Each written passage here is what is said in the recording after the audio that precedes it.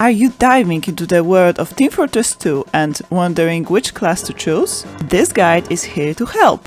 By the end of this video, not only will you avoid potential frustrations from playing a class that might not be the best choice for beginners, but you'll also enhance your understanding of the maps, game mechanics, and hopefully avoid early burnout from this incredible and timeless game. Today, I will share the top 3 classes that I believe are the most suitable for new players. I'll start with the best beginner-friendly class and move to ones that are slightly less so. Nevertheless, all the classes I mentioned here are excellent choices for starting out. If one doesn't resonate with you, feel free to try another from the list. I also recommend exploring any class that piques your interest. However, if you find yourself dying often or not enjoying the game, don't get discouraged. Give the game a fair chance by choosing one of the classes I'll introduce in this guide. Of course, everyone's experience with the game is unique, so if you have any advice or tips of your own, feel free to share them in the comments. This video is primarily based on my nearly 4K hours of gameplay. With that said, let's get started. Number 1. Soldier. The Soldier is arguably the most versatile class, effective on any map and in any situation. You can play him in various ways, some of which don't require an in-depth understanding of the game mechanics. Starting as a soldier allows you to gradually familiarize yourself with the game's intricacies.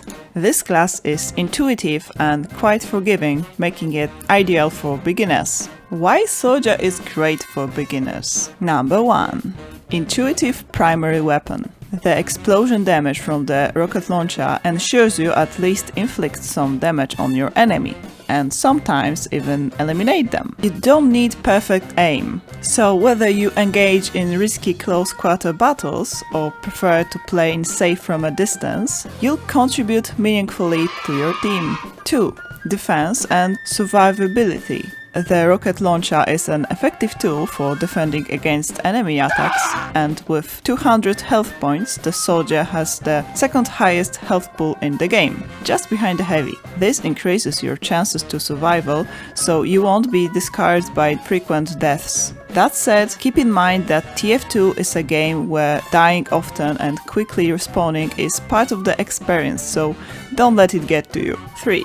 No team expectations. Another point in favor of the soldier is that he's not a support class, meaning there aren't any specific expectations from your team. Support classes often face criticism if they don't meet the team's needs, so I don't recommend starting with a class like the medic. Many players suggest the medic as a starting class, but I believe the opposite is true. I've explained why in this video. 4. Solid starting weapons. The soldier's basic weapons are excellent. Many experienced players, myself included, prefer the default loadout even though there's a wide variety of weapons available. As a new player, your only options are these basic weapons, so having strong base weapons is important. The only weak link among them is the shovel.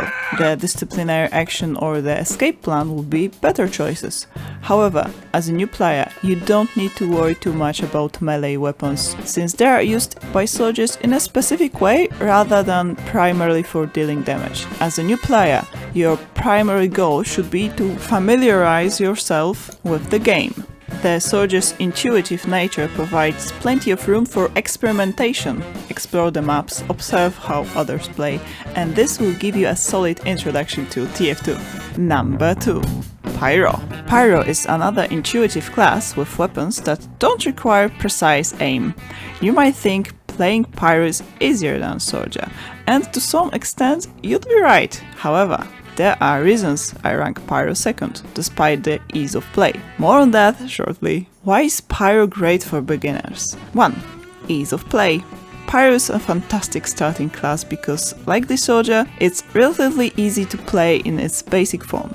It's not that Soldier and Pyro are inherently simple classes. They just have tactics that allow you to get your first kills easily. Rocket jumping as a Soldier or reflecting rockets as a Pyro are not easy skills to master, but both classes also have basic mechanics that are easy to learn and can be useful when starting out. 2.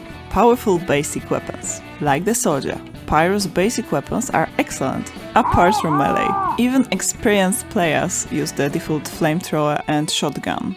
I personally love this combo.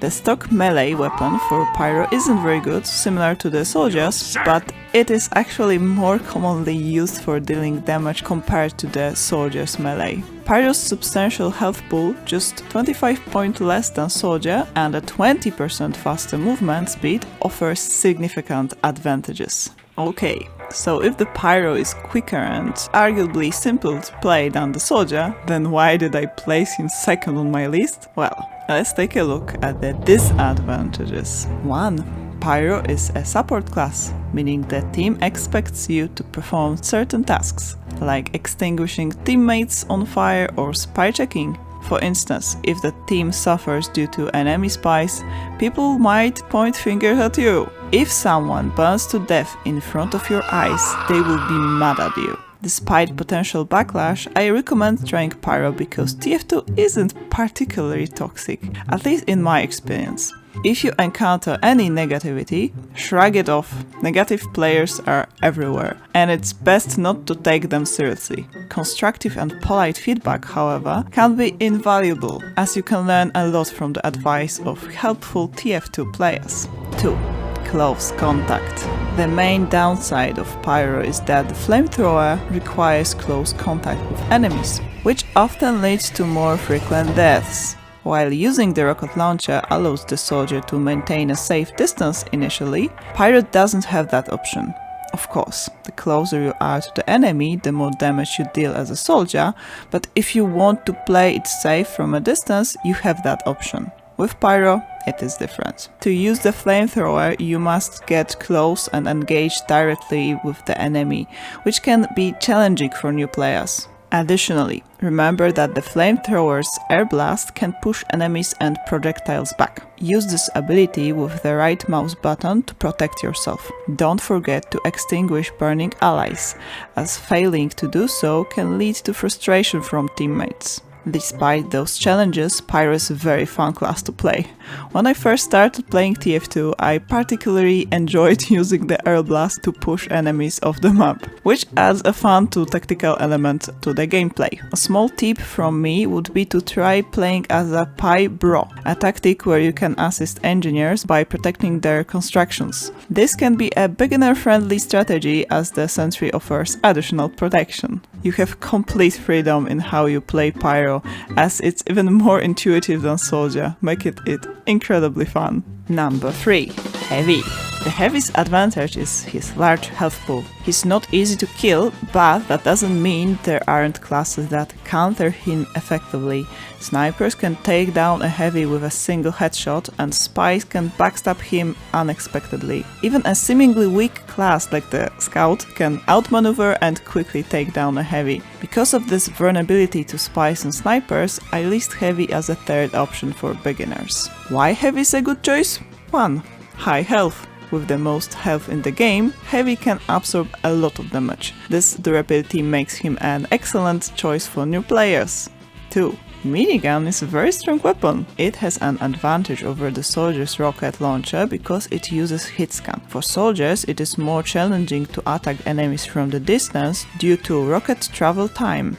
The minigun does not have this disadvantage. Of course, the closer you are, the more damage you deal, but having the option to play safely from a distance is also valuable. Effective use of the minigun offer relies on the element of surprise, which can be challenging if you are not yet familiar with the maps. However, relying on your intuition can also be effective, so play based on how you feel.